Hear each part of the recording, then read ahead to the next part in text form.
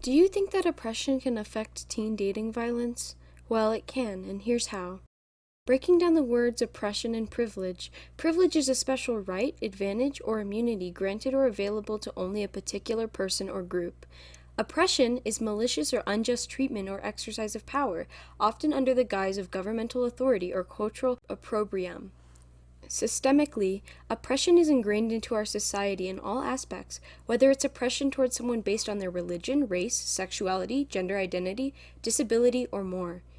Privileged individuals benefit from the continued oppression of all of these groups, sometimes without even realizing it. Negative stereotypes, social economic barriers, and internalized biases further perpetuate oppression. To put it briefly, oppression continues to exist to keep privileged people privileged. Unhealthy relationships that have a power imbalance in general are a slippery slope to begin with.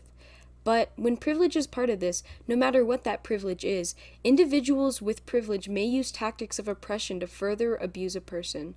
For instance, if there were two people in a relationship and one of them was physically disabled, the able-bodied person could use that other person's disability to put them down or make them feel lesser than them. They could use insults rooted in ableism, a form of oppression, to manipulate the disabled person to stay with them, thus using their privilege to oppress them.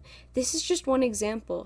But there are so many different factors that could result in violence stemming from oppression, especially in relationships that are forced to stay together because of things like the pandemic.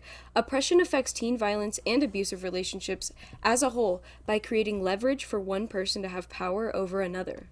In conclusion, oppression and dating violence are clearly bad, but there's steps you can take to help further prevent it. Learning how to recognize dating violence and how to recognize privilege is very important. We obviously can't change everything overnight, but by educating yourself and learning how to spot these actions, we can minimize the violence in our communities.